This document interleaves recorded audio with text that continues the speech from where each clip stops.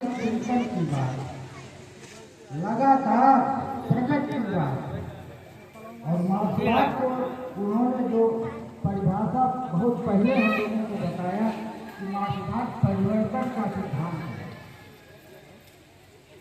परिवर्तन कैसे होता है, यही एक शाश्वत सिद्धांत है कि दुनिया में सारी चीज बदलने वाली है, परिवर्तित होने वाली है। केवल एक चीज नहीं बदलती है, वह है परिवर्तन का सिद्धांत। जिन सिद्धांतों के आधार पर विचारों से लेकर के भौतिक जगत में परिवर्तन होता रहा, वह विचार है, वह सिद्धांत है विरोधी तत्वों की एकता और संघर्ष का नियम।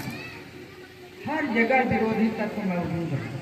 समाज से लेकर के हमने भी एक अच्छा कर्मचंद है, ये बुरा कर्मचंद भी है, जिसमें लगातार द्वंद्व चलता रहता है और उन द्वंद्वों से बीच में एक सही दिशा मिलती है।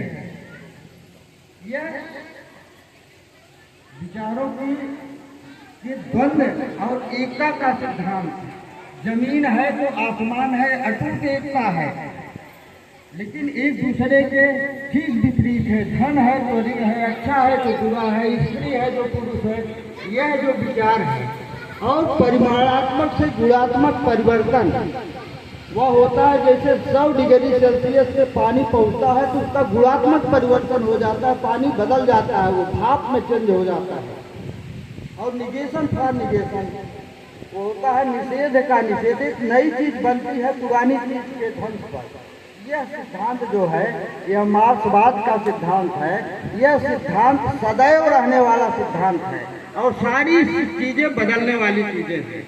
आप जो देख रहे हैं मौजूदा राजनीतिक व्यवस्था, ऐसा नहीं कि इतिहास का अंत हो गया है, अब कुछ बदलने वाला नहीं है, ये भी बदलेगा। सारी चीजें बदल, आप अपने समय से देखिए, कुछ समय पहले आप अपने बचपन को याद कीजिए, कितना कठिन जीवन था। आज आप किस अवस्था में पहुंचे हैं, किस हालात में पहुंचे हैं। ये परिवर्तन का सिद्धांत, यह एक वैज्ञानिक सिद्धांत है। मित्रों, विज्ञान आदमी के जीवन को सुलभ बनाता है और अंधविश्वास हर समय अंधेरे कुएं में ढकेल देता है। इसलिए विज्ञान को अपनाइए, उजाले में चलिए, उजाला दिखता है विज्ञान के द्वारा ही। यह सिद्धांत सदैव चाचा जी ने बताया और उसकी देन रही है कि घर में जिस तरह का एक माहौल क्रिएट किए रहते थे वो, और दुनियादारी की चलती रहती थी, लेकिन बच्चे जो विश्वविद्यालय में पढ़ रहे हैं, कहीं किसी मेडिकल कॉलेज में पढ़ रहे हैं और कहीं पे हैं, वो आते थे तो सबसे पहले उनके पास पहुंचते थे और वो पूछते थे क्या कर रहे हो, कहाँ तक पहुँचे हो, क्या कैसी तुम्हारी पढ़ाई लिखाई चल रही।